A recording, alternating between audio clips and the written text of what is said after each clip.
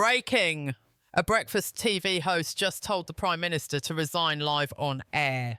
And it might be the most brutal 60 seconds in British political television history. This wasn't political commentary. This was a public execution. Julia Hartley-Brewer, the TalkTV presenter known for not holding back, absolutely detonated on Keir Starmer this morning after he called his controversial budget a moment of personal pride.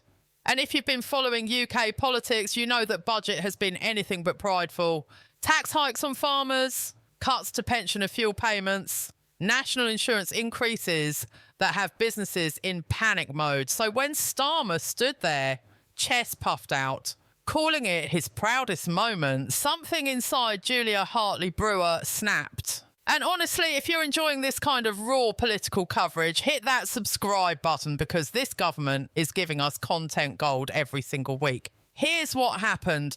Starmer was doing yet another speech this morning because if there's one thing this government does well, it's speeches about speeches.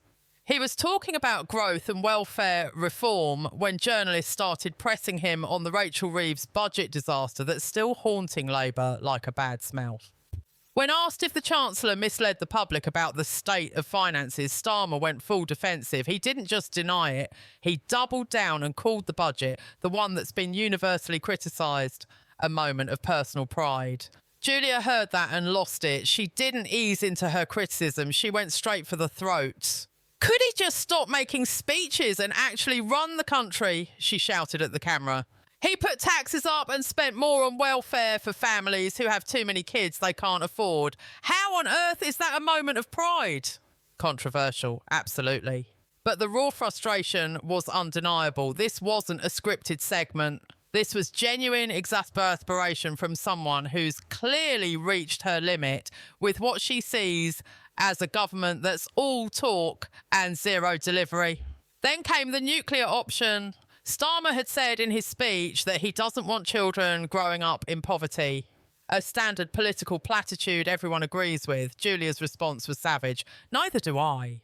That's why I tell parents to get a job like the rest of us do to feed our kids. You could practically feel the temperature in the studio rise, but she wasn't done. Not even close. Forget should Keir Starmer sack Rachel Reeves, she said, staring directly into the camera. Keir Starmer should sack himself and put us all out of our misery. Let me repeat that. A national broadcaster just told the Prime Minister of the United Kingdom that his presence in office is causing national suffering and he should resign. On morning television, before 9 a.m. You don't hear that level of directness often in British media, where we usually wrap our insults in layers of politeness and understatement. This was the opposite. Pure, unfiltered fury delivered at full volume. But here's what makes this moment bigger than just one angry rant. Julia's frustration taps into something that's been building across the country. Since Labour took office, there have been a lot of speeches, a lot of announcements, a lot of promises about what's coming.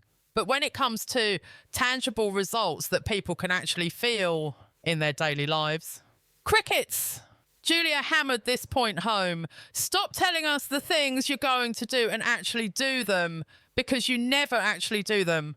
That's devastating. That's not just saying the PM is failing. That's saying the entire government is performative rather than practical. More concerned with optics than outcomes. And then she twisted the knife. She pointed out that Starmer says he's going to reform welfare but just increase welfare spending by £16 billion. That's not reform. That's pointing out a direct contradiction between what's being said and what's actually happening. Now, let's look at what Starmer actually said that triggered this thermonuclear response, because context matters. When pressed about whether Rachel Reeves misled the public, he went into damage control mode. He explained that the OBR productivity review meant they had £16 billion less than expected. He said there was no pretending it was a good starting point, which is meant to justify the brutal decisions they made. Then he dropped this interesting detail. At one point, they genuinely considered breaching their manifesto to achieve their goals, but found a way to avoid it at the last minute. Wait, let that sink in. The government was seriously considering breaking their election promises, but decided against it, and we're supposed to be grateful. It's like someone telling you they thought about stealing your wallet but decided not to and expecting praise for their restraint. Sure, you didn't steal it, but the fact you seriously considered it doesn't exactly inspire confidence. To Starmer, this is responsible government. We kept our promises despite the pressure. To critics like Julia, it sounds like justifications for policies that are actively hurting people. The welfare spending point Julia raised cuts to the heart of a massive political divide. The government has increased welfare spending while simultaneously talking about welfare reform. From the surface, that looks contradictory. From Labour's perspective, this investment is necessary to support vulnerable people and prevent children growing up in poverty. A moral imperative. From critics' perspective, this is throwing money at a broken system without fixing the underlying issues, potentially creating dependency rather than opportunity. But Julia's frustration stems from what she sees as the government spending more while claiming they're fixing problems. To her, that looks like making things worse while pretending to improve them. And honestly, the personal pride comment is genuinely baffling to everyone outside Downing Street. This budget has been a PR disaster. Tax hikes hitting businesses and individuals. Farmers facing inheritance tax changes that sparked nationwide protests. Pensioners losing winter fuel payments. National insurance increases that have employers panicking about layoffs. None of this has been popular, not even close. So when Starmer calls it a moment of personal pride, it sounds either completely tone deaf or like he's living in an alternate reality from the rest of us.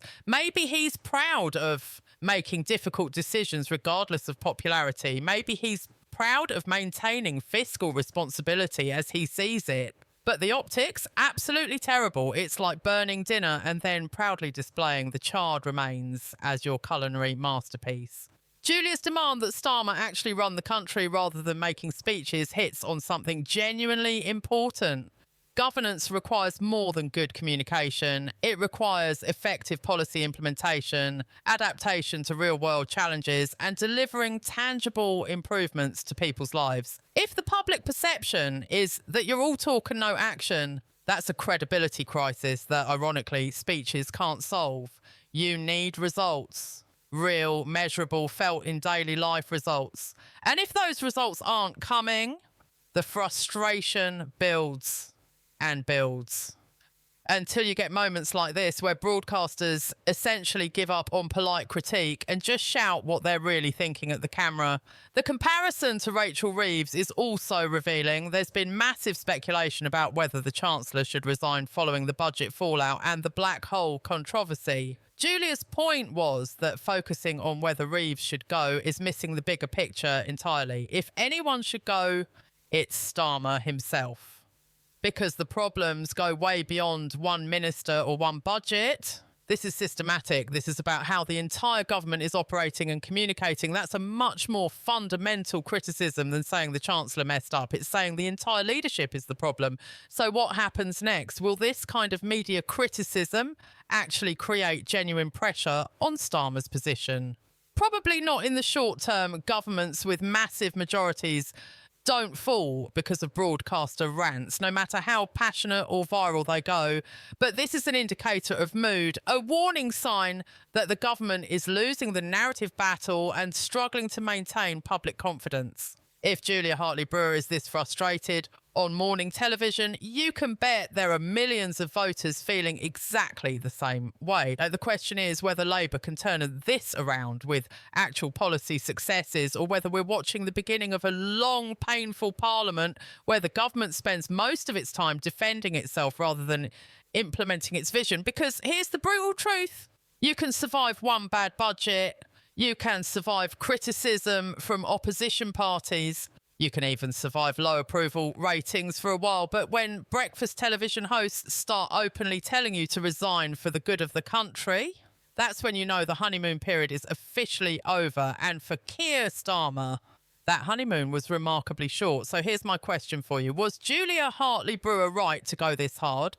Or did she cross a line? Drop your thoughts in the comments below. I'm reading every single one. And if you want to stay updated on every twist and turn of this political chaos, subscribe to the channel. Trust me, with this government, there's always another crisis around the corner.